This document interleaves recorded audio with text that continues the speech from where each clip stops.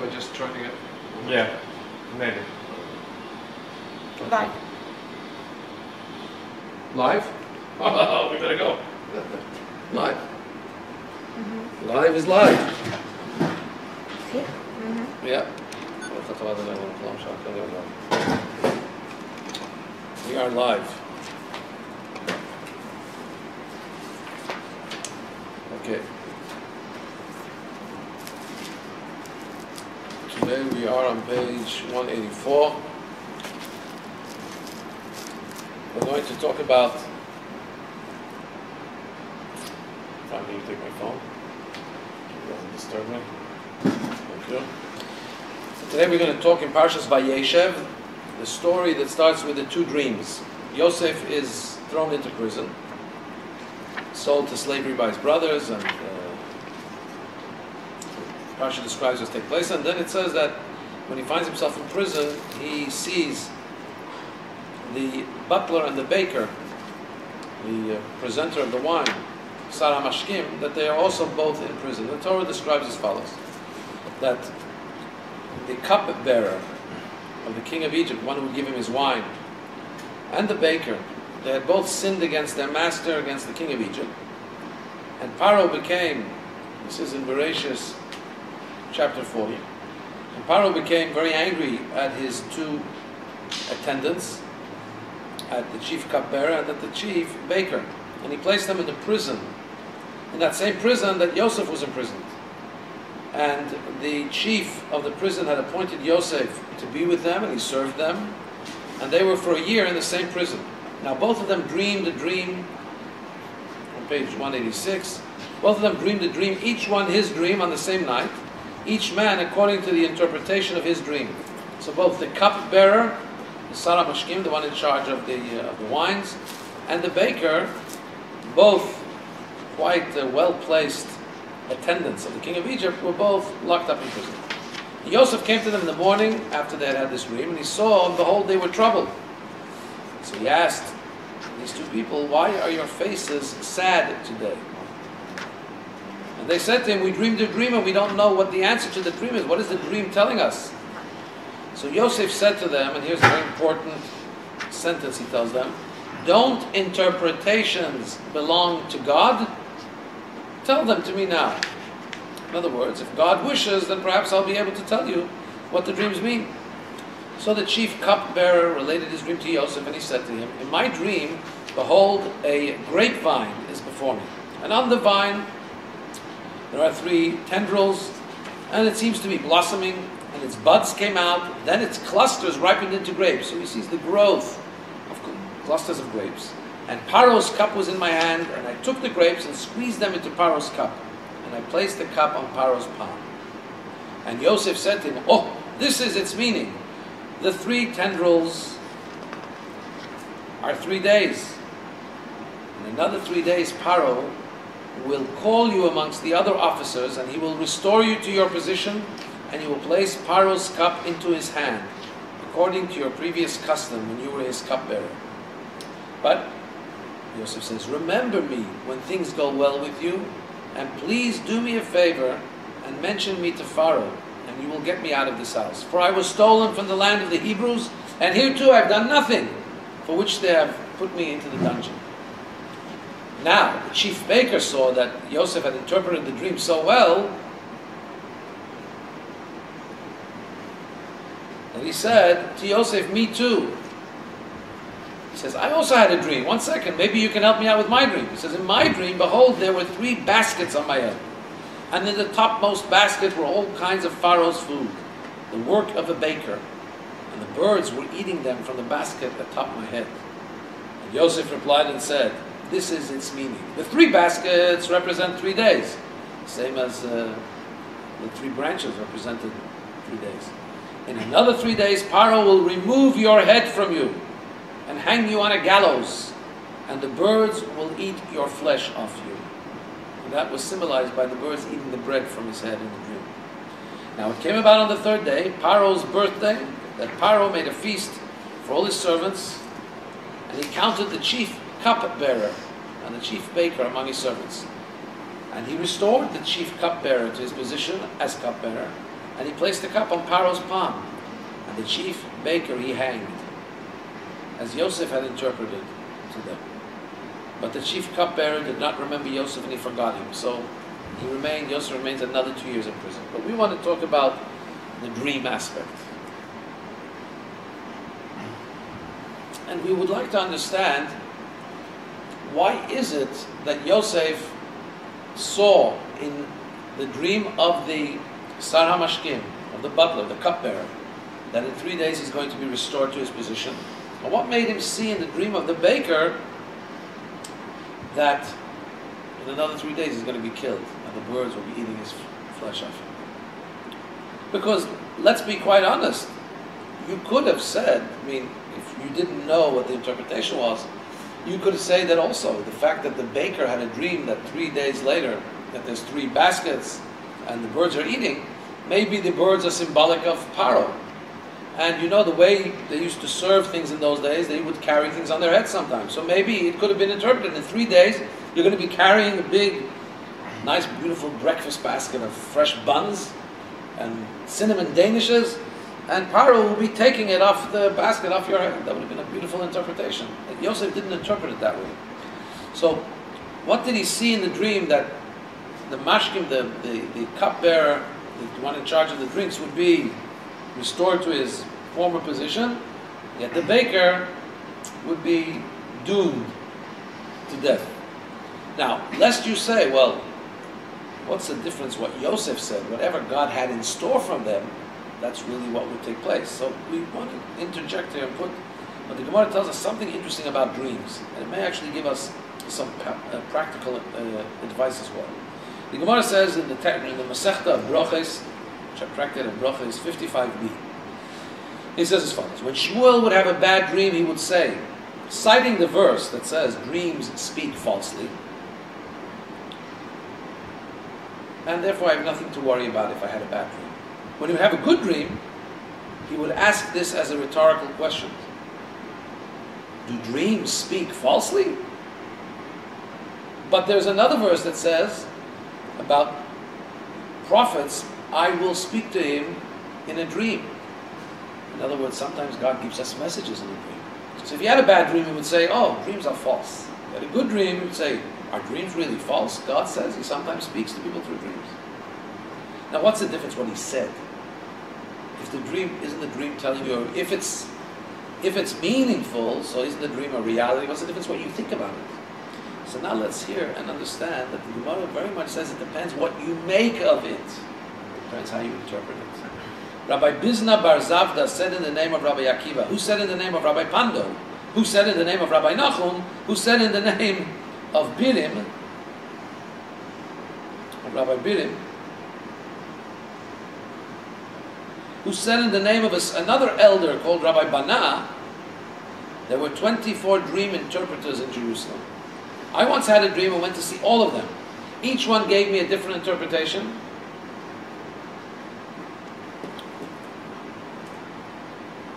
And every interpretation was fulfilled.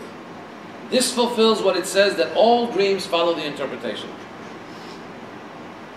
For Rabbi Elazar said, how do we know that all dreams follow their interpretation? The verse states, and it came to pass just as he had interpreted for us. So in other words, we have a very important lesson here, that the way you interpret a dream can actually affect the outcome. However, there's a qualification here. Rava says this applies only when the interpretation matches the dream. As it says, he interpreted according to his dream. He has to actually interpret it. So let's just, the topic of dreams is a very big topic. Books have been written about it. We're not going to, in a few minutes, cover the topic, but let's give a general Jewish Torah perspective on dreams. Is that there are various kinds of dreams. Some dreams are what you thought about during the day. Therefore, you thought about it during the day, you may dream about it by night. It's your thoughts that have been processed during the day. Other times, there can be hidden messages in a dream, but that very much depends how you will read into those messages. That which can actually affect, we know that The way we project actually affects outcomes. So, on a very simple psychological level, you could say, if you got your dream interpreted that something bad is about to happen, you may actually subconsciously be setting yourself up to behave in a way that something bad may happen.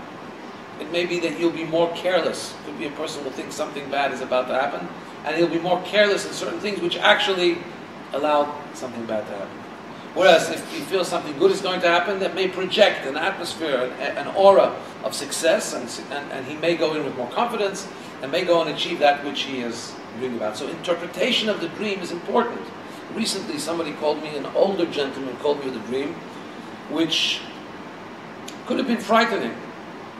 But I told him, well, that's not frightening at all. It was something related to some kind of a destruction. I told him, well, oh, that's good dream, because actually we're planning to build. In order to build, there's a certain amount of knocking down. So destruction, if it's a preparation to building, it's demolition, it's not destruction. It's paving the way for something greater. So I told him, that's a great dream. And he was so relieved, because he was worried he had a dream and maybe it had negative connotation.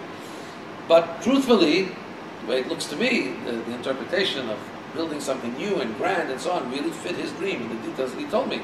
But it's important, you get up in the morning, if you had a dream you don't like, first of all realize, don't get nervous. Dreams are not, if you're not a prophet, dreams are false. But if it's still bothering you, there's always different ways of seeing the dream, of seeing it in a positive light. It's important to paraphrase it and to position it, to project it in a positive, from a positive perspective. Now, that's all speaking about regular dreams and going just to wise people who can interpret dreams. Here though, remember the verse I pointed out. Yosef said when they told him they had a dream, he didn't say, oh, I'm a great psychologist and psychoanalyst and I can tell you what the dream is going to mean based on what you're... He said, Halo lelokim patronim. God is the one who has the answers to dreams. Why don't you go ahead and tell me? In other words, if God wishes and gives me insight, I will be able to tell you what the message of the dream is. And the Abarbanel, which we're going to quote now, says just that. Yosef replied, don't interpretations belong to God? In other words, don't think that your dreams can be fully interpreted with human effort and wisdom. For one detail of a dream can allude to many different interpretations. Therefore, it is almost impossible to interpret dreams without mixing some false details into the interpretations. For interpretations belong to God. In other words, it is only possible to fully interpret a dream by divine inspiration that can reveal what is hidden. If you really want to know what the dream is telling you, there needs to be divine inspiration. You can't go just to regular people. Yes, you come to me with a dream, I can tell you maybe a way to put a nice, maybe God grants me the insight to put a nice, to see it in a good way. But I can't tell you what Hashem is trying to tell you in the dream. Yosef was endowed with godly wisdom, and he was telling them, if God wants, the answer to the dream is with God. But tell it to me, and perhaps, let me see what God, perhaps God will give me the insight and the wisdom what to tell you. So,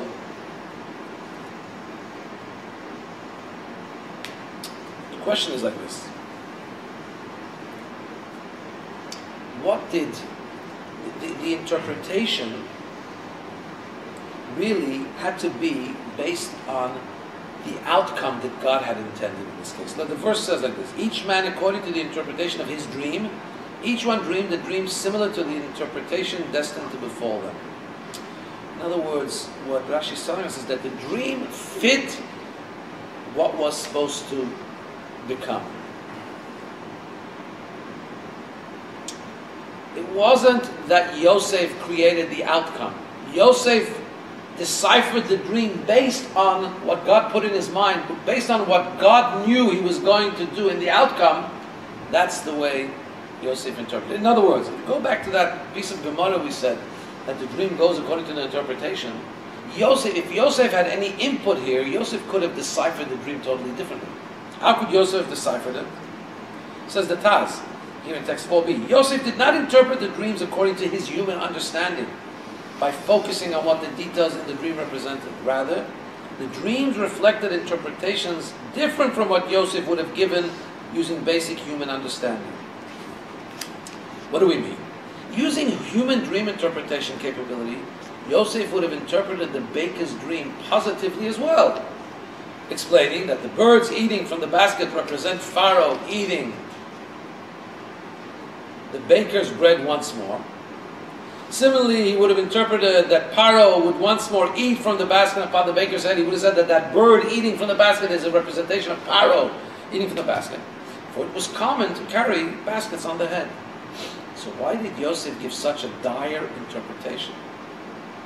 If he was looking to be a psychoanalyst and make the baker and the butler feel better about themselves and be able to be positive, he would have put a positive twist even on the dream of the baker, the same way he did it for the butler, for the Sarah Mashkim. Could have done it for the baker. There's ways to give. If you wouldn't know the narrative and what happened afterwards, you could make a beautiful, beautiful ending to the story of the baker. That he's also going to come back and be part of Paro's staff, and it's going to be good. It's going to be just like it was. Why didn't Yosef say that? So concludes the Taz, certainly it is because the divine spirit was within him. And he knew what was truly decreed for them. So he was not, again, important here to realize that here where we're talking about a godly interpretation by a divinely inspired man like Yosef, the interpretation was not hinged, the outcome was not hinged on his interpretation. The interpretation was based on what God's outcome would be. Based on that outcome, Hashem placed into Yosef's mind the interpretation, so he would interpret it based on the reality that would come to be, and indeed that came to be. And therefore, as we know, the butler, Sarah Mashkim, the cupbearer, should have really taken Yosef very seriously and tried to do something for him in thanks with Paro, which he didn't, which is a topic of a different discussion, why for 2 years Yosef languished in prison after having done a tremendous favor for the butler. The basic lesson from that would be, do somebody a favor, unfortunately, they forget about you when they don't need you. The answer and the lesson for us would be, make sure not to be like that. But there's a deeper meaning that Rashi tells us, that is, that Yosef should not have put his trust on human flesh and blood when he told the butler, remember me to Paro, take me out of here. Those 2 words, remember me and take me out of here. For that, he got 2 more years of prison. Hashem said, who are you relying on? Why? That's a different discussion about, wouldn't we expect him to try and get himself out? Doesn't Hashem tell us that I help those who try and help themselves? The simple answer is Yosef was on such a high level of faith and trust. Hashem expected him just to trust in Hashem. But another answer, which perhaps is more relevant to us, is that Yosef had seen he's on a roller coaster that's out of his control totally. He goes to, his father says to go check up on his brothers, and all of a sudden they sell him, and all of a sudden he lands up in Egypt, and all of a sudden he sees whatever he does is successful, and then the wife of Potiphar tries to seduce him, and then he gets thrown again into jail, and now he has this dream, and he's able to give an interpretation. He should just see Yosef. He should tell himself, it's not in my hands. God is driving. When God is driving, I'm just going to go along for the ride. But he tried to grab the steering wheel here. He tried to say, you know what, maybe there's an angle for me to get out. And in that scenario, grabbing the steering wheel was not the right thing. Usually it is. Usually Hashem wants us to steer. And then Hashem grabs the steering wheel and he pulls. We try pulling this way, and it goes that way. It's because Hashem is taking it that way. He wants us to try and do what we think is good for us. We think turning right is good, but he knows that left is much better. So, as you know, like those kids when they're on the you have those go-karts, those little trains that go on the tracks, but they have steering wheels. The kids are going. It's just going on the tracks. The kids think they're steering. The 3-year-old kid thinks he's steering. That's going on the tracks. That's the same thing with us. God wants us to steer. He steers whatever way he wants and going on his tracks. But there are certain select times where Hashem is obviously steering. And then all he wants us, maybe not to take our hands off the steering wheel, but just to have them loosely on the steering wheel and just Just go with the flow. Just, you know, it moves that way, you know, make yourself that way.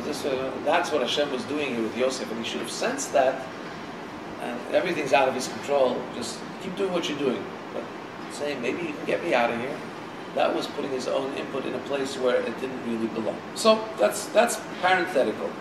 But Yosef's dream did come fulfilled. Yosef's interpretation was fulfilled because that was the reality that Hashem wanted to do. And you know, there's a famous parable of a person who walked by an archery. And he sees that the darts, somebody had thrown darts, and all the darts were perfectly targeted. 5 different, I don't know what it's called, an archer ring or targets drawn on the wall, and each one had a dart. Just a minute, says, wow, this guy must be a sharpshooter. He asked the guy, how did you get a bullseye every time? He says, first I threw the dart, and then I drew the target around it. And that's Hashem. Here the dream wasn't, there's a dream and how will I interpret it? Will I get the interpretation right? Here what Hashem did here is He created the reality He wanted to do. And the dream was drawn around the reality. Hashem formed a dream to come to the baker and the butler that would reflect the reality that He was going to do. And Yosef read into that reality, and that's why he interpreted it that way. Yet, we can also see some things in the dream which perhaps were markers, or we could learn from, to tell us what is a positive behavior and what is a behavior that's, God forbid, a failure behavior. Because we had a successful person here, the butler, both in jail, both are dealt situations in which they seem to be hopeless. Yet one has a dream, and that dream talks about a rejuvenation and a comeback and a reinstatement to his prior position. The other dream just speaks about a total cessation, just about a total dismal failure, death, destruction. What's the difference between the two dreams? Let's see that there's actually some difference in the perspective, the attitude also of the people involved. So one thing we can point out is that the conduct of the baker and the conduct of the cupbearer, of the butler, what's the difference in their conduct? Let's understand this. They both came before Yosef. Yosef came to them and was taking care of them. He says, you guys really look upset today. What's the matter? And they said, we each had a dream. So Yosef says, well, God has the answers. Would you like to share it? What does the butler say? The cupbearer, what does he say? Right away he says, oh, you think you have godly reading into this? Here's my dream. What did the baker do? The baker hesitated. He waited to see what the interpretation would be for the butler. When he heard a nice interpretation, he says, oh, you know what? I'll tell you my dream as well. He didn't believe so much. He heard God has answers. That didn't buy him. He needed to, there's a saying, they say that some people don't believe till they don't count the money. They don't believe. When they can count it, then they believe. This guy told him, Yosef told him, God has answers. The butler believed. He says, okay, let me hear what God has to say. The baker, he wasn't buying into it. Once he saw that Yosef had given a nice interpretation to the dream of the Sarah Mashki, he said, oh, I also had a dream, and this was the dream. So that's already a fallacy, which we point out here in text like that. That's a problem. But let's look at something else here. Let's look at something else. And that is that we actually learn, interestingly, we learn in the Gemara, the Yerushalmi Gemara, we quote in text 6, we learn that what is the source for the 4 cups of wine that we drink for Pesach? One of the reasons we drink 4 cups of wine, Rabbi Yeshua ben Levi said, they correspond to the 4 cups of Paro. In other words, the 4 times Paro's cup is mentioned in the cupbearer's dream. It says 4 times the word cup. That 4 times cup, later on the rabbi said, we're going to have a grand feast. And the Torah says we should have a Seder and eat matzah. And the rabbis instituted to have a very regal, freedom kind of event. and there should be 4 cups of wine. Why 4? There are various reasons, but one of the reasons for the 4 is because we have 4 cups of wine hinted at in the dream of the butler. 4 cups of wine of Paro, which represents the 4 cups of wine that we drink on Pesach. But now let's understand something. What's so special about those 4 cups? We have 3 baskets with the baker as well. Why don't we do anything for those 3 baskets? Why don't, let's say, we eat 3 cheesecakes on Shavuos? 3 kinds of cheesecake, because we have 3 baskets on the...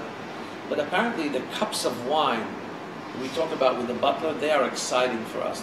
They are meaningful to us. The 3 baskets of bread are quite the opposite. They're quite dismal to us. We wouldn't want to remember ourselves about them. But why? What's the difference? So here we have a nice, beautiful parable by the Dubno Magi, text number 7a, who gives a nice parable to explain how Yosef knew to interpret the cupbearer's dream for the good and the baker's dream for the bad, even though the 2 dreams seem to contain a similar message. And here's the difference. The parable goes like this. There was once a painting of a man with a basket of bread on his head. A live bird swooped down to the picture and began to peck at the bread in the basket. 2 men passing by stopped to marvel at the sight. Wow, the bird really thinks there's bread there. The first man said, "The painter is so talented. His painting looks so real that the bird thinks the bread is real." Amazing. 3D, like he really thinks it's real. His friend replied, "He's not so talented, for he only managed to make the bread look real, but not the person. If the person would look real, the bird would be afraid to approach him." Right? It was like a scarecrow. The scarecrow looks real, the birds don't come to the field. In the painting, obviously the person didn't look very real. The bread looked real, so the birds came. So too here, what is the dream? The dream is that the bird swoops down, and the birds are eating the bread from the top of the head of Yosef, of the baker. So Yosef realized that he was standing before him was essentially a dead person, a shadow. This is a person who obviously the dream is saying that the birds won't be scared of him. Birds are not scared of a dead person. The hyenas come right away. The jackals, the hawks, they pick at there's no fear of a dead person. A live person is a different reality. The creatures stay away. So for the fact that they were eating from the basket on his head, he understood that this was a person that wasn't going to live. And therefore he said to him, "In 3 days Paro will remove your head from you." That's what he saw. Now let's compare this with the butler, the cupbearer. What do we see with the Sarah Mashkim, the cupbearer? We see a different reality. Is he just passive or active? Let's go back to the dream. What was in the dream? Go back to text 1, page 185. You see the details of the dream. Look up page 186, to the second last paragraph. He says, "Paro's cup was in my hand, and I took the grapes and squeezed them into Paro's cup. And I placed the cup on Paro's palm." So he squeezes and places. That's action. So we say like this. In the dream of the butler, the dream of the Saramashki, he was actively doing something. He was moving like a live person. As it says in the pasuk we just said, Paro's cup was in my hand, and I took the grapes. He's holding the cup, first of all. I squeeze the grapes, and then I present the cup to Paro. Yosef knew this man was destined to live. This man's active. And this was the way he interpreted his dream. Hashem had given the interpretation to his mind. But this is if we look at it, after we know Hashem's interpretation, we can see where the dream's different. The baker did nothing in his dream. What did he say? Let's go back. Let's go back to the dream of the baker. The dream of the baker, page 187. It says like this. The chief baker saw it and interpreted well. He says, "Me too. In my dream, behold, there were 3 wicker baskets on my head." Okay. Fine. But now let's see what happens. In the topmost basket were all kinds of Pharaoh's food, the work of a baker. It didn't say about him baking. It says there were bakery items on my head. And the birds were eating them from the basket top of my head. It doesn't say he gave it to the bird. Again, he's passive. He doesn't bake it, just bakery goods appear. He doesn't present it. The bird's eating from his head. Yosef understood from this that this man was destined to die. This man was not participatory in any of the process of presenting to Paro. So we've spelled out here in chart 1 that on the one hand he said, the baker says, me too, in my dream. In other words, he wasn't comfortable to say his dream, he wasn't comfortable to believe. And God till the butler had a favorable interpretation. Then we have there were 3 wicker baskets on my head, and we have, behold, a vine is before me, a vine which is something that grows. And we have the work of a baker. Compare that with the butler who has a cup of Paro in his hand, and he takes the grapes, squeezes them. And then again, grand finale, where the baker says, it's on my head. The butler says, I presented, not just on my head and the bird comes in, but I presented the cup, put it on Paro's palm, put it on Paro's. So what does this tell us? As we know, again, Hashem gives him the answer and he goes according to the interpretation of Hashem, but there are some indicators here about, once we know the outcome, we can see some indicators about what is a good dream, what is a bad dream. And this can be very helpful to tell us how we should model and fashion our own behavior. In other words, let's imagine, I'll tell you a beautiful story. Somebody once came to the Rebbe and he said about all that Tzadis is going through, all the trouble. And he said, Oi, Rebbe, he says, was wird sein? What's going to be? The Rebbe told him, Yidden don't say, was wird sein. Hashem decided, the Jew should say, was darf me, was kann man tun? What shall I do? Was soll ich tun? What shall I do about it? The situation is so dismal. What shall I do? Not what's going to be. What's going to be is passive. It's going to be, what can I do? What should I do? What can I do? That's action.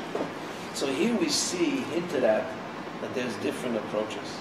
The Sarah Mashkim comes, he's full of belief, he wants to hear the answer. His dream itself is full of action. Yes, he knows, he's thinking about, subconsciously, he's thinking in his dream how he can get back to Paro's graces and how he can work and possibly present to Paro. The baker is just going with the flow. He's a victim. What shall I do? What's going to be? The butler is asking, what should I do? And he goes and does it. So now, in their case, the dream really was a reality that Hashem, for whatever reason, had set out for them. But what we can learn from this is that when we face scenarios, we have to try and do we have to be like the Sar HaMashkim, like the butler, and take a proactive approach in helping ourselves to rectify the situation. Now we have many teachings of Hasidus that help us understand this. First of all, the Lubavitcher Rebbe teaches in the Hayom Yom, dated 22 tables, sighing alone will not bring us salvation. You know what sighing is? Oy vey, kvetch. Sighing alone will not bring us salvation. Sighing is only a doorknob that unlocks the heart and opens the eyes so that one will not sit idly with folded arms. The sigh is, oy vey, the way things are going is not good. But instead, once you realize that things are not good, one should plan one's efforts and take action. Every individual according to his abilities. What should he be trying to do? Towards the goal of strengthening and disseminating the study of Torah and the observance of his mitzvahs. One person through writing, another one through public speaking, and another with his financial resource. In other words, and as he continues in text 9, my revered father, this is in another quote in Hayom Yom 8 of the second of Adar 2, my revered father, the Rebbe Rashab, writes in one of his letters, one action is better than 1,000 sighs. Our God is alive and the Torah and its mitzvahs are eternal. Abandon sighing. Apply yourself diligently to actual avoda, to working, and God will be gracious to you. In other words, the approach of bemoaning the state that you're in, that's a defeatist approach. To recognize the negativity or the difficulty which you're in is important, but only because that will help you chart a course of action. So that, there's the victim mentality you sometimes have. Somebody will complain, oh, he thinks they're so tough, and you try and give him an idea. You know what they do? You give him an idea? Oh no, that won't work. This will no. It's just that the government, they're all against me. They have this. Hello. We once had somebody who was in jail for nothing major, but he had this whole scenario in his mind that the American government was out to get him. There's how many people in America? He hadn't done anything really very clear. You think there's really a conspiracy out there to get you, just but it crippled him and handicapped him. He wasn't able to decide what to do to get himself out of that situation. Thank God Hashem enabled, through some nice people, we were able to bring a nice ending to that. But that's not the point. The point is when somebody sees himself in a victim situation, when he sees himself as being powerless to do anything, when he loses his determination or his interest to do something to help himself, that's in itself a sign and a precursor that he will not be successful. The attitude has to be one not of sighing, not of moaning, not of oiving, not of kvetching, but what can I do to try and rectify the situation? Yes, we say, oh, it's so bad today. There's so much immorality. There's so much challenge to keeping a life, a moral life, a Jewish life, a properly observant life. It's so difficult. Okay, good, granted, it's so difficult. But what are you going to do about it? Add some light. Do one thing. Start with something. The problem with the youth, you worry about the youth, so go out and reach out to a young person and try and inspire them. Don't just sit and kvetch. Kvetching is for losers, and it leads to losing. Action, positivity, trying to do what you can. That's what our job is. And we see that in the dreams so clearly. There's a story we quote. You have a chassid whose name was Rabbi Yecheskel Fagin. They used to call him Chatsha. Chatsha Fagin, that was his nickname. And he once had a fabrengen. He had a Hasidic gathering with a group of yeshiva baruchim in Russia during the dark communist era, talking in the 1920s. Needless to say, such a gathering was illegal. We weren't allowed to have such a gathering. So there were two boys that were put upstairs to be on the lookout to see if the people are coming, if the police are coming. Without any thought of the danger involved, Reb Chatsha spoke from his heart. He made demands of himself and of the young men who he was speaking. They have to become more sincere, they have to become more observant, they have to study better. And people took him seriously, and some of them were moved to tears. They started crying. Bachram thought about how they really are not as good as they could be. Suddenly, one of the young watchmen from above came running down and said, "The police are on the way. It looks like there's KGB coming in." And KVD, as they called them then. So immediately, the atmosphere changed. The yeshiva Bachram quickly had some plans. Some said we should run away. Some said, no, that's going to make it more suspicious. Some say maybe some will be caught. Maybe let's take out magazines. But everybody did something. They spread, like in the old days in the Greeks, they spread some political communist material on the table. The guys came down again and says, no, the coast is clear. The suspicious people left. I don't think it was KGB. And the fabrengen continued. But now, Reb Chatsha said, did you notice what happened here? Did you see what happened here? When I was talking to you about how we have to change and how things have to become better, you guys started crying. But what happened when all of a sudden you thought the police were coming? When you thought the police were coming, you know what happened? No one cried. Nobody started crying. You all started thinking what you can do to save yourself. Why not cry? Because crying doesn't help. If the police are about to come down, you're not going to help yourself by crying. You can help yourself by trying to create, maybe running away, or maybe putting a cover up on the table to show that you were having a deep political discussion from Mother Russia, or something like that. Crying is not an answer. But that's a very, very, very powerful story. Crying is not a replacement for action. Take away that crying. And, Hasidim would say, instead of crying so much about your sins, that time you took for crying, you could do 2 mitzvahs. So we have to be aware when there's a difficult situation, we're not ostriches. You have to be aware of it and be aware of the gravity. If somebody did something wrong, you have to be aware of it. But don't spend your energy wallowing in it and sighing and crying. That's not going to bring you a result. And here we have a letter from the Rebbe, written in 1956, which elaborates on this even more. He writes as follows, page 201. My father-in-law, the Rebbe, did not reckon with sighs. He didn't like, that wasn't in his lexicon, that people should kvetch and moan. For sighing is contrary to the path of Hasidus. The reason... זה לא עובד, זה לא אב. זה לא אב.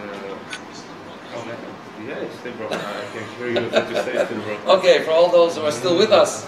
Now live. Okay. We're back. So let's go back to the parable. We say that there's nothing in this world that's for nothing.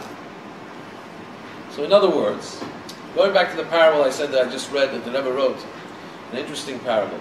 A woman who's running a tight ship and everything is set up just tip-top. So there's absolutely nothing, here I'd like to give thanks. My son Ephraim is our technician. He does a great job. But even he knows that everything is by divine providence. And if it goes offline in the middle, that's because Hashem wanted it to go offline. You can try as hard as you want. When Hashem wants us to be online, we'll be online. When He wants us to be offline, we'll be offline. At any rate, so everything's from Hashem. So anything in the house, if you go into a well-run home, if there's something in the house, you know it's there for a reason. Right? If Hashem's running His house, you can be sure. There is nothing that is created for nothing. The most horrible thing you can hear a person say, a kid says, I was born by mistake. What do you mean there's no such thing as mistake? Can you imagine a kid walking around his whole life, his parents told him you were a mistake, it didn't mean you, God forbid. God, what the parents meant or didn't mean, that's up to them.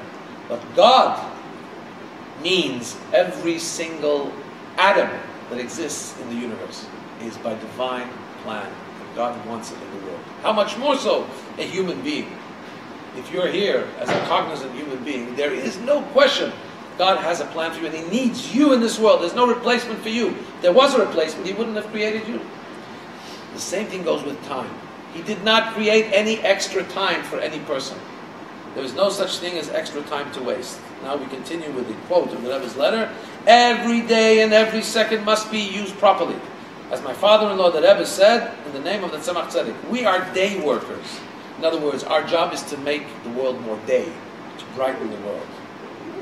So we have full-time work. There's no time off. If there's an extra minute, God wouldn't have given it to us. Every minute is there to be utilized in doing our mission. Now our mission, just remember, our mission is not necessarily from work. We have time off because you go to work, so let's say you're a computer programmer. So from 9 to 5 you have to program computers. After 5, you go do your own stuff.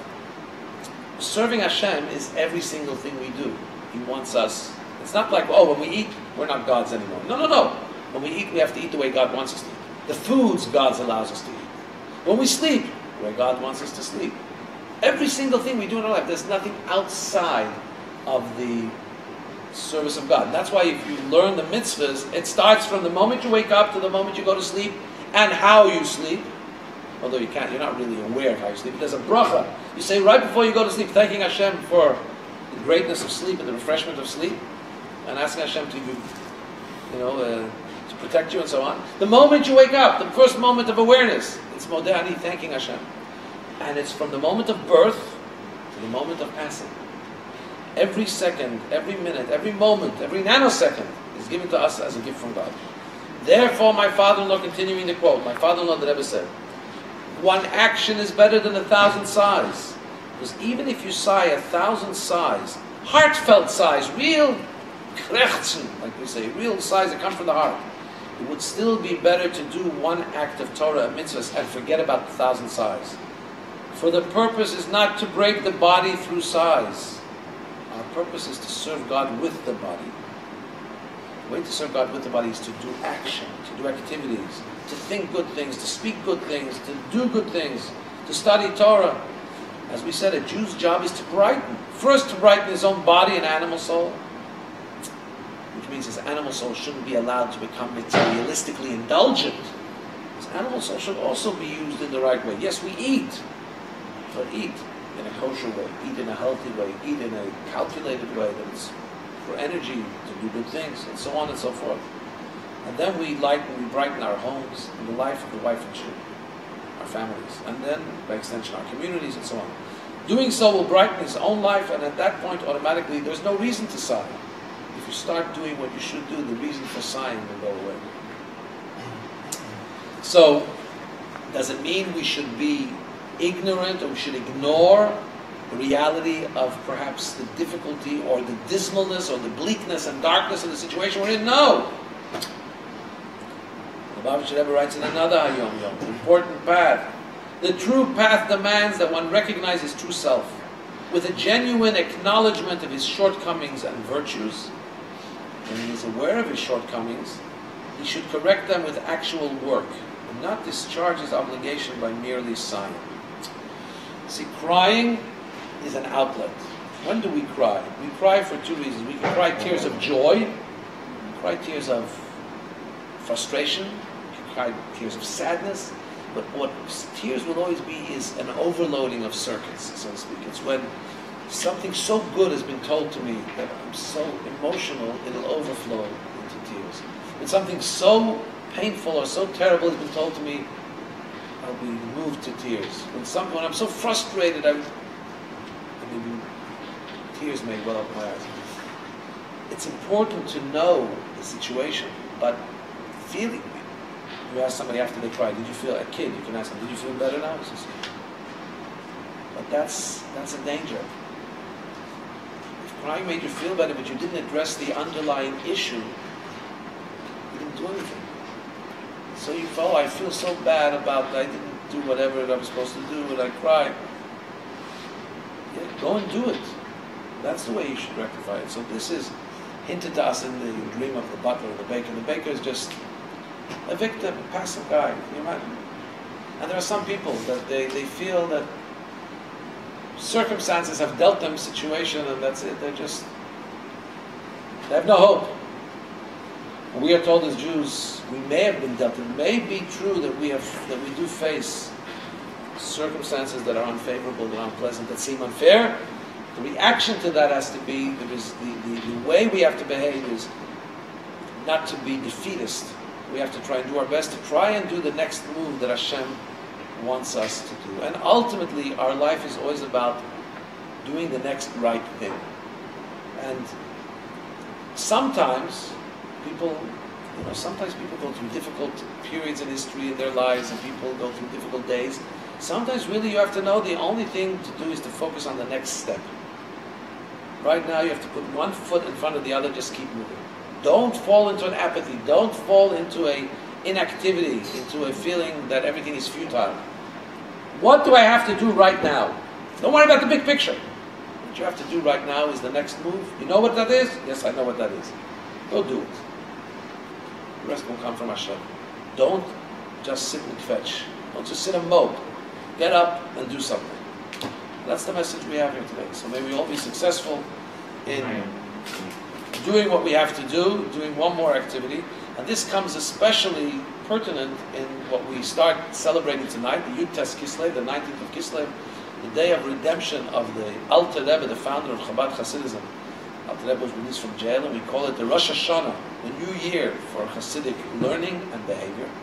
One of the key elements of Hasidic behavior and study is always to keep moving, to do good things, not to focus on the bad, not to focus on the negativity, to focus on the good. And to have joy. And one of the most important facets of joy is that joy brings with it energy, positive energy, an energy to be motivated to do things, to move forward. And as we know, the Alter Rebbe wrote in Tanya, when two people are wrestling, if one is agile and the other is kind of sluggish, even if the sluggish guy is more strong, the more agile guy, the more energetic guy will win. Because what counts is not always just our strength, but how much enthusiasm we put into it. And so Hasidism taught from its very beginning, taught joy and enthusiasm. So much so, they used to call the Hasidim in their first name, they used to call them the Freiliche, the joyous ones. And I'll just finish with a very beautiful story about positivity and joy. Rabbi Gurevich is a shliach in Lyon, in France, and he tells the following story. Before he went to Lyon, the Rebbe said, "But you must go with joy, because the French don't like a zoyer upon him, like a sour face." Okay, he didn't know what that was saying, but a few years later he had a story which gave him new light into the Rebbe's prophetic words. He had started a school, and they had outgrown their premises, and they really needed to find a premises for a school. And they really needed to get it from the city. The city municipality should give them a building that they could use, but they couldn't get anybody to understand or to take their request seriously. Finally, they got to an official, and he said, "Yeah, you know what? I will help you." And he said, "Okay." And he gave them a building, and he helped them a lot. And later, he explained to me, he says, "You know why I helped you? I came home that night, and I said, I had a meeting with this rabbi who said he's from a group called Hasidim, and he asked me for help. Do you think I should help him?" And my dad said, "Let me look up what is Hasidim, what is Hasidism." His father, not being Jewish, but he looked up in an encyclopedia, and he saw that Hasidim place a great emphasis on joy. They're Jews, but one of the great emphases they have in their service of God is joy, and enthusiasm, and optimism. And he told his son, "Look, you know, I have a number of Jewish friends, very successful, but you know, the one thing I really have trouble with is whenever I ask them how life is, they're always kvetching. These people are successful people, wealthy people, successful in their fields. I don't like the fact that they're always kvetching, they're always sighing, they're always saying, oy, oy, oy, oy, oy, oy, this or that." And when he read that the Hasidim are joyous people, he told his son, "You know, if that's the kind of Jews they are, check it out, if that's what they look like, and they're still part of that tradition, I think we've got to go help them. We need more people like that." That's why he helped. And so Rabbi Gurevich understood how years earlier the Rebbe had told him, "Remember, you have to go with joy, because with French don't like sourpuss people, they like joyous people." The Rebbe was already alluding to the blessing that he would have through blessing and joy. And this is something, even if you're not dressed like a chassid, the Alter Rebbe wanted Hasidism, the way of life, the beliefs, the philosophies, the activities of Hasidism are there for everybody.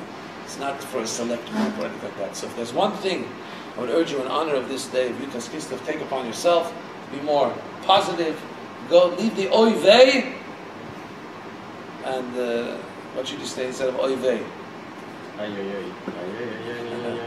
Instead you should say oh yay! Yay! Oh, yay! So leave the oy vey, say oh yay! We should all have a very good year in the study of Chassidus and the behavior of Chassidus. We should have a great Chanukah, which is coming up next Matzah Shabbos. It should be a festival of light, a festival of miracles for us all.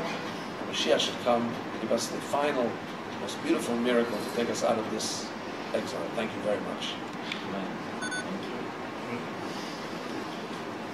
We have to turn this off, as we now know.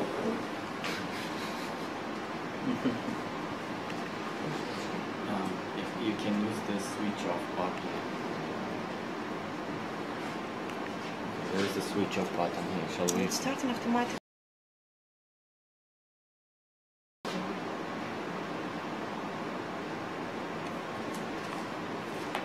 70